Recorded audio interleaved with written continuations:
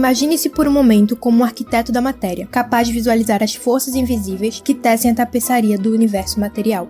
Aqui, no reino submicroscópico, os átomos se unem em danças complexas, guiados por leis que são tão elegantes quanto são fundamentais. A fórmula de Lewis, uma notação simples, mas profundamente significativa, serve como nossa bússola nessa exploração, permitindo-nos mapear as relações entre elétrons e átomos essenciais para a formação das moléculas que compõem tudo ao nosso redor. Olá, sou o professor Edson Souza, da Universidade Católica de Pernambuco e do Instituto Federal de Pernambuco. Sejam bem-vindos e bem-vindas ao Papo de Química, o seu podcast do ensino de Química, onde as moléculas contam histórias e os elementos guardam segredos milenares. Hoje, vamos mergulhar no intrigante mundo das fórmulas eletrônicas de Lewis, uma ferramenta essencial para entender a estrutura molecular. Prepare-se para uma viagem emocionante através dos elétrons e das ligações químicas. Está pronto para deixar de lado o que você pensava saber e explorar o desconhecido? Então, coloque seus fones de ouvido, ajuste seu assento e prepare-se para uma viagem que promete mudar a maneira como você vê o mundo ao seu redor. Let's go! Oi, pessoal! Eu sou a professora Priscila Morim e é muito bom ter você aqui novamente. Lembrando, se você não escutou o episódio 66, Compartilhando Elétrons, a magia das ligações covalentes, vá no seu aplicativo favorito de podcast e faça uma revisão. Lembrando também de mandar sugestões de conteúdos que você gostaria de ouvir no Papo de Química para o e-mail podcast@papodequimica.com. Oi gente, eu sou Maria Fernanda, aluna do curso de Química do UFPE, e é muito bom poder estar aqui novamente. Na descrição desse episódio tem o link de um arquivo disponível para download, e é muito bom e muito importante também que vocês baixem ele e o mantenham do seu lado durante todo o episódio, assim vai ficar muito mais fácil de vocês entenderem. Não se esqueçam de compartilhar esse episódio nos grupos e mídias sociais que você faz parte. Vamos começar? Pessoal, imagine um mundo onde podemos ver não apenas as ligações invisíveis que unem os átomos, mas também entender a essência de como essas ligações determinam as propriedades e os comportamentos das substâncias que formam tudo ao nosso redor. Eu gosto de imaginar as fórmulas de Lewis como sendo uma chave para esse mundo, sendo uma ferramenta simples, porém muito poderosa, que desvenda os segredos das ligações covalentes e permite nos visualizar como os átomos compartilham elétrons para alcançar a estabilidade. Gente, a fórmula de Lewis, nomeada em homenagem ao químico americano Gilbert Newton Lewis, é uma representação gráfica da distribuição de elétrons de valência em um átomo e um poliatômico ou molécula. Ela é amplamente utilizada na química para ilustrar a estrutura molecular e prever o comportamento químico das substâncias. Mas, Fernanda, você pode explicar o que é a fórmula de Lewis?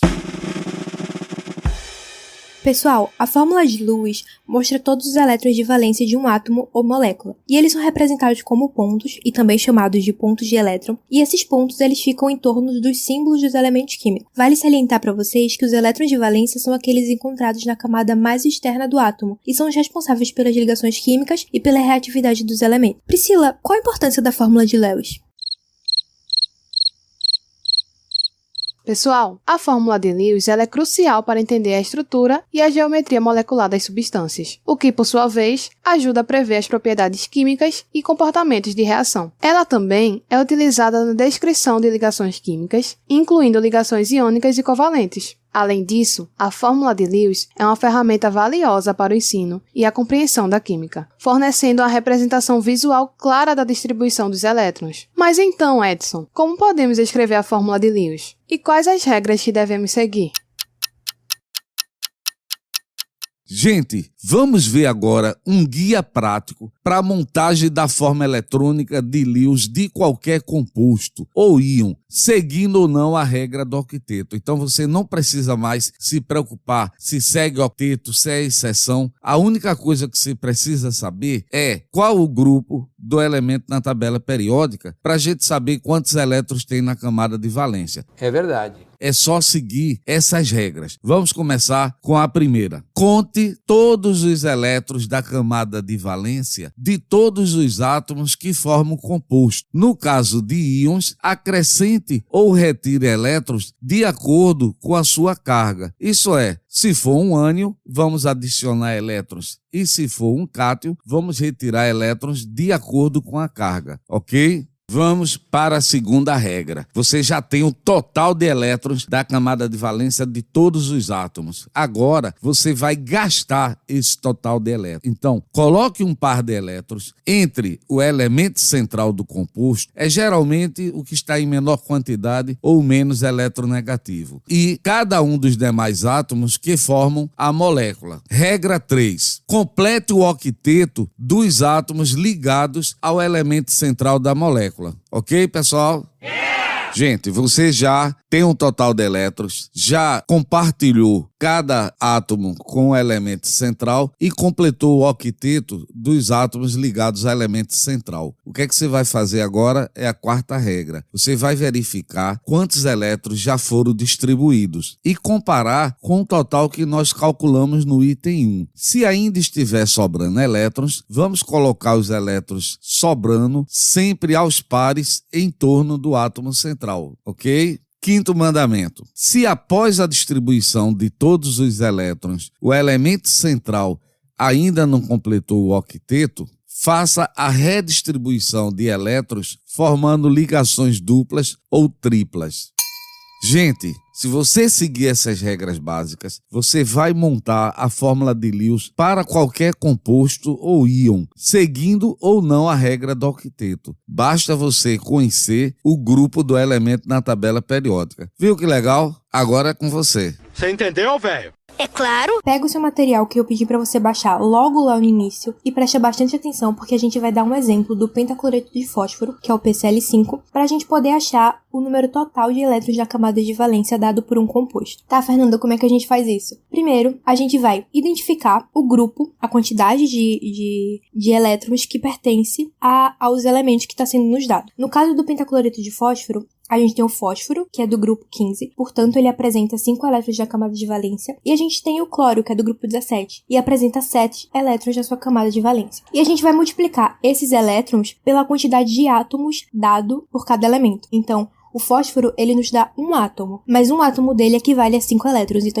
a gente vai multiplicar 5 por 1. A gente vai ter um total de 5. Depois a gente vai multiplicar a quantidade de átomos dados pelo cloro, que é 5, vezes a quantidade de elétrons em cada átomo, que é 7, então 35. 35 do cloro mais 5 do fósforo forma 40, ou seja, 40 elétrons no total da sua camada de valência. Pessoal, vamos agora aplicar as regras para a montagem da fórmula de Lewis. Vamos colocar um par de elétrons entre o elemento central do composto, que é o fósforo, e cada um dos 5 átomos de cloro que formam a molécula do PCl5. Vamos com calma? Primeiro, coloque o fósforo no centro e agora compartilhe um par de elétrons entre o fósforo e cada um dos 5 átomos de cloro. Agora, iremos completar o octeto dos átomos de cloro ligados ao elemento central, que é o fósforo. Primeiro átomo de cloro, ele já possui 2 elétrons compartilhados com o fósforo. Então, vamos completar o seu octeto. Primeiro, coloque 3 pares de elétrons, ou seja, 6 elétrons, como um par isolado, que é aquele que não foi compartilhado, em seu entorno. E você vai repetir esse processo para os demais átomos de cloro. Em seguida, devemos verificar o total de elétrons distribuídos e comparar com o total do item 1, que foi 40. Até agora, nós já gastamos 40 elétrons, que corresponde aos 5 átomos de cloro ligados ao fósforo com o octeto completo. 5 vezes 8, 40. Agora, nós vamos olhar quantos elétrons o átomo central, o fósforo, já possui. Se ele já possui pelo menos o octeto completo, está tudo bem, terminamos. Se ultrapassar, também não tem problema, porque ele expandiu sua camada de valência. Então, cada par de elétrons compartilhado entre o fósforo e cada átomo de cloro deve ser representado por um traço de união. E aí, gente, a estrutura de Lewis para o PCl5 fica mostrando o fósforo no centro, com 5 átomos de cloro ligados diretamente a ele através de ligações simples, ok?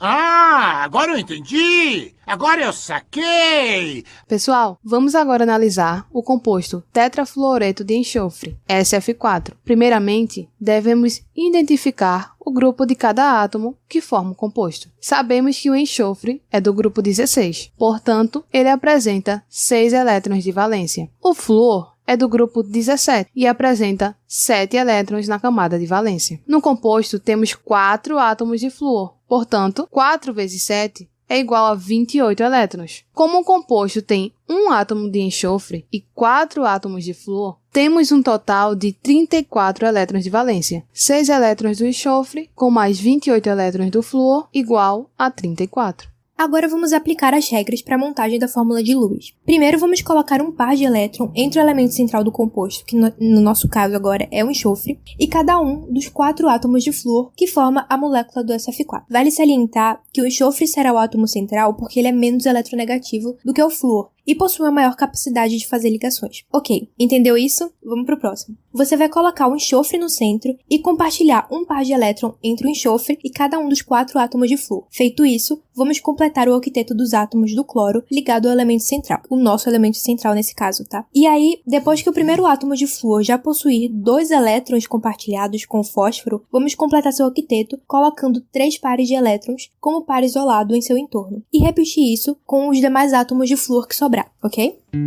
Em seguida, devemos verificar o total de elétrons distribuídos. Nós observamos que os 4 átomos de flúor estão com o octeto completo. Então, 8 vezes 4, 32. E comparar com o total do item 1, que foi igual a 34 elétrons. Então, dos 34 elétrons iniciais, 32 já foram distribuídos e estão sobrando 2 elétrons. Esses 2 elétrons devem ser colocados como um par de elétrons em torno do átomo central, que é um enxofre. Então, nós teremos os 4 pares de elétrons compartilhados com o flúor e um par de elétrons isolado em torno do enxofre. Agora, nós vamos observar se o átomo central já apresenta pelo menos o octeto completo. E acabamos de ver que o enxofre está com 5 pares de elétrons no seu entorno, totalizando 10 elétrons. Então, como ele já possui mais do que o octeto, a fórmula está finalizada. Para a gente encerrar essa estrutura, cada par de elétrons compartilhado entre o enxofre e cada átomo de flúor devemos representar por um traço de união, de modo que a estrutura de Lewis final para o SF4 mostra o enxofre no centro, com 4 átomos de flúor ligados a ele e um par de elétrons isolado não ligante em torno do enxofre.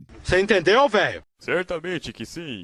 Pessoal, vamos agora analisar o composto tetrafluoreto de xenônio, XF4. Primeiramente, devemos identificar o grupo de cada átomo que forma o composto. Sabemos que o xenônio é do grupo 18, portanto, apresenta 8 elétrons de valência. O flúor é do grupo 17 e apresenta 7 elétrons na camada de valência. No composto temos 4 átomos de flúor, portanto, 4 vezes 7 é igual a 28 elétrons. Como um composto ele tem apenas um átomo de xenônio e 4 átomos de flúor, temos um total de 36 elétrons de valência. 8 elétrons do xenônio com mais 28 elétrons do flúor igual a 36 elétrons de valência. Gente, já sabemos o total de elétrons, 36. Agora vamos aplicar as regras da fórmula de Lewis. Começamos colocando um par de elétrons entre o xenônio e cada um dos 4 átomos de flúor que forma a molécula do XeF4. Depois que fizemos essa primeira parte, agora nós vamos completar o octeto de cada um dos átomos de flúor que estão ligados ao xenônio, que é o átomo central. Em seguida, devemos verificar o total de elétrons distribuídos. Sabemos que foram distribuídos 32 elétrons, porque 4 vezes 8 é 32. E aí a gente começa a comparar esse total com o total do item 1, que foi igual a 36 elétrons iniciais. Caso estiver sobrando algum elétron, vocês vão colocar ele em torno do átomo central e sempre aos pares, ok? Sempre aos pares. Já que temos 36 elétrons iniciais e foram distribuídos 32, então devemos colocar 2 pares de elétrons isolados no entorno do xenônio, que é nosso átomo central. O interessante é que a estrutura de Lewis para o tetrafluoreto de xenônio apresenta o xenônio no centro com 4 átomos de flúor ligado a ele através de ligações simples. E 2 pares de elétrons não são ligantes no xenônio. E aí é essa questão que eu falei agora há pouco, né? É verdade. Gente, vamos analisar agora o gás carbônico, CO2. Já sabemos que o carbono é do grupo 14, portanto, apresenta 4 elétrons de valência. O oxigênio também sabemos que é do grupo 16, um calcogênio, apresenta 6 elétrons na camada de valência. Então, no composto, como temos 2 átomos de oxigênio, vai ficar 2 vezes 6, 12, e o total de elétrons do composto vai ser 4, que é um átomo de carbono, mais 12 dos 2 átomos de oxigênio. Então, temos um total de 16 elétrons na camada de valência. Vamos aplicar novamente as regras para a montagem da fórmula de Lewis. Primeiro vamos colocar um par de elétron entre o elétron central do composto, que nesse caso agora é o carbono, e cada um dos 2 átomos de oxigênio que formam a molécula de CO2. Colocando o carbono no centro, vamos compartilhar um par de elétron entre o carbono e cada um dos 2 átomos de oxigênio. E para finalizar o processo, apenas vamos completar o octeto dos átomos de oxigênio ligado ao elemento central. Bom, em seguida, devemos verificar o total de elétrons distribuídos. Já foram distribuídos 16 elétrons, 8 elétrons de cada átomo de oxigênio, e comparar com o total do item 1, que foi igual a 16 elétrons iniciais. Bom, se após a distribuição de todos os elétrons, o elemento central ainda não completou o octeto, faça a redistribuição de elétrons, formando ligações duplas ou triplas. Para que o átomo central, o carbono, ele cumpra a regra do octeto, precisamos formar ligações duplas entre o carbono e os oxigênios. Isso é feito movendo um par de elétrons não ligantes de cada oxigênio para formar uma segunda ligação com o carbono. Assim, cada ligação CO se torna uma ligação dupla, C-O, usando todos os 16 elétrons e assim satisfazendo a regra do octeto para todos os átomos. Então, a estrutura final de Lewis para o CO2 mostra o átomo de carbono no centro com 2 ligações duplas conectando-a a 2 átomos de oxigênio, cada um com 2 pares de elétrons não ligantes. Bem, pessoal, chegamos ao final de mais um episódio do Papo de Química. Nesse episódio, vimos como montar a fórmula de Lewis para diferentes situações. O conhecimento da fórmula de Lewis é importante para a previsão de propriedades das moléculas e também importante para o entendimento das ligações químicas. Convido todos vocês para que sigam o Papo de Química, compartilhe com seus amigos, compartilhe nas suas redes sociais. Até o próximo episódio, pessoal. Tchau, tchau. Então, pessoal, mandem suas sugestões de temas para o e-mail podcast@papodequimica.com. Ele aparece na descrição de cada episódio. Tchau, tchau, pessoal! E não se esqueça de ir ao nosso site, que é www.papodequimica.com, porque sempre tem um ótimo bônus para você e para os seus amigos. Claro que você vai compartilhar isso aqui, né? Vamos aumentar a nossa podosfera, pessoal. Tchau!